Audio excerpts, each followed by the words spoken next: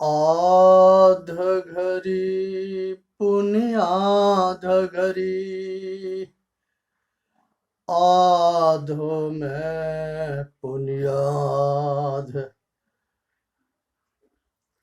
आध घरी पुण्याध घरी आधो में पुण्याध तुलसी संगत साधु के हरे कोट अपराध। जहाँ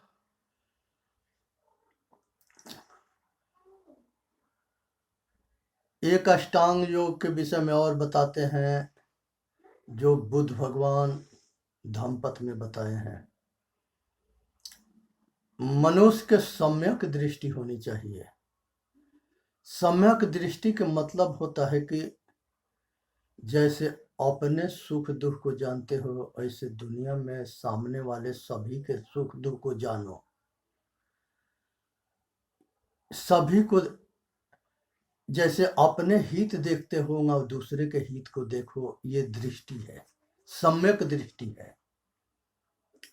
दूसरा है मन से जो संकल्प विकल्प हम सोचते हैं या संकल्प विकल्प हमारे मन के अंदर जो चलता है, जिस तरह से अपने हित के लिए संकल्प विकल्प चलता है वैसे हम दूसरे के लिए संकल्प विकल्प जो है हमारे जो है मन के अंदर चलनी चाहिए। जैसे हमारे अपने लिए चलता है, अपने हित के लिए चलता है, वैसे ही सामने वाला दूसरे के लिए भी चलना चाहिए।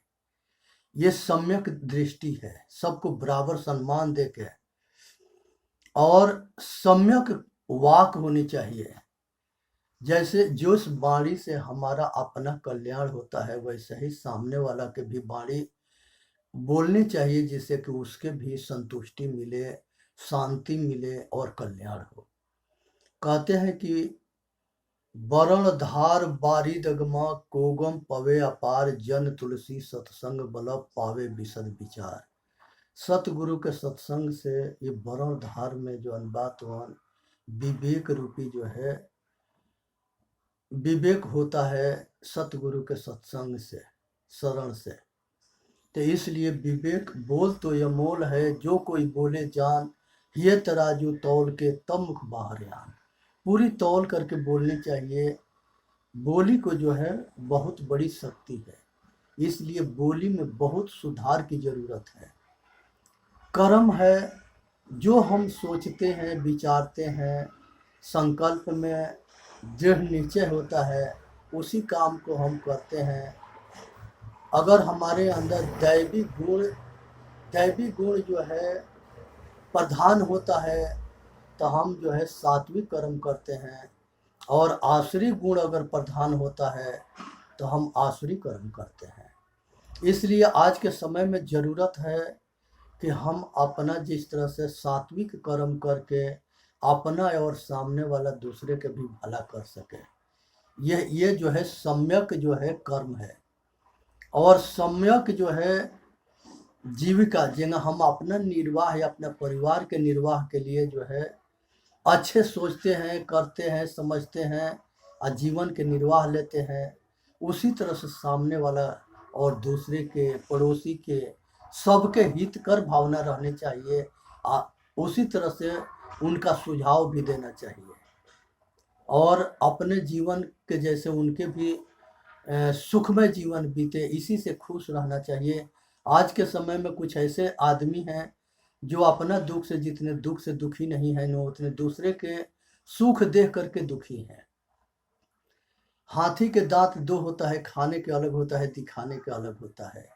इसलिए जो है ध्यान रखें कि इस जो है जीवन निर्वाह जो है ऐसा हो जो सुखमय हो, अशांतिमय हो, शीतल और निर्मल हो। कहते हैं कि शीलवंत सबसे बड़ा, सब रत्नों के खान, तीन पार्टी तो कभी से शुरू हुई है, पर भाई मेरी तो एंट्री नहीं हुई है।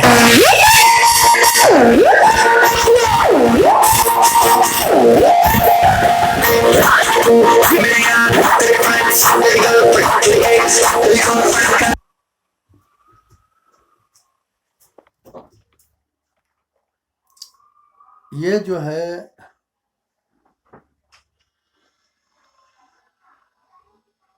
जो है सम्यक जो है स्मृति जो है अपना स्वरूप स्थिति शांति अपना जो है अपने आपा के जो है ठीक ज्ञान हो, ठीक समझ हो, ठीक अनुभव हो और ठीक जो है साधन करके और अपना कल्याण के लिए प्रयत्नशील रहना, यही स्मृति में जो है होनी चाहिए।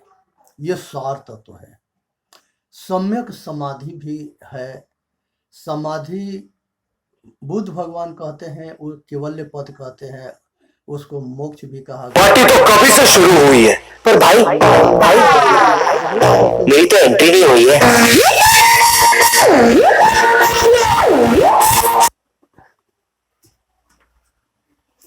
तो इसलिए जो है अनेक तरह की बताई गई है और अपना कल्याण तबे हो सकता है जब हम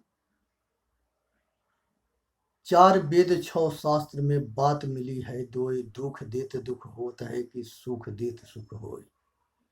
सावधानी रखे, विचारशील बने, अपना कल्याण करे, औरों के कल्याण करे।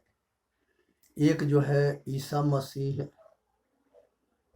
ये जो है ईसाइयों के ईसा मसीह बहुत ऊंच कोट के संत थे। उनके विपक्षी विरोधी तत्वों ने जो है उनको जो है राजा से, उनके बादशाह से उनके बुराई करके उनको ऐसा भड़काए, सब ऐसे तैयार किए कि पेड़ में उनको कील मार करके या उनको जो है शरीर के विनाश करवा दिया गया। जो जीवन भर इस समाज के लिए सेवा करते रहे, प्रयत्नशील रहे, कोशिश करते रहे, आज वो भी एक दार्शनिक संत थे, जिनका सुकरात एक दार्शनिक संत थे। तो हमारे महापुरुषों के साथ षड्यंत्र बहुत रचा गया है। इस षड्यंत्र के उनके ग्रंथ में बहुत मिलावटबाजी हुई है। आज हनुमान जी को कहा जाता है कि ये बचपन में सूर्य को लील गए थे। जिस समय जो है सूर्य के लील जाना, ये जो है ढोल के पोल है।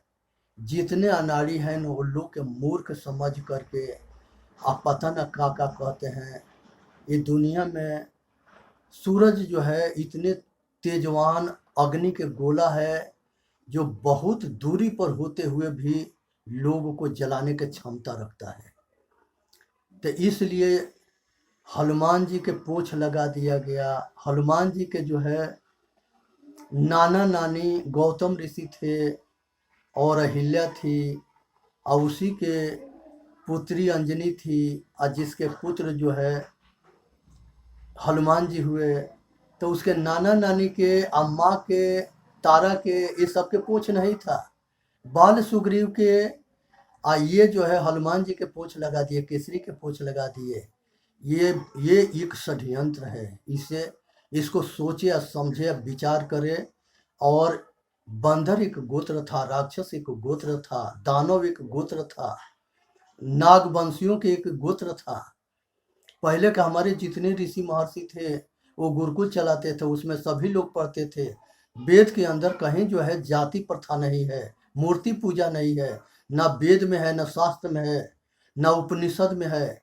ये नीचे पंडित परंपरा जो है अपना कमाने के लिए ये सब उसमें जोड़े और मिलावटबाजी किए, आज सारे ग्रंथ के, आज सारे महापुरुषों के एक थी सबको जो है कलंकित कर दिए। इसलिए सावधान रहे, बचे और अपना कल्याण करे, औरों के कल्याण करे।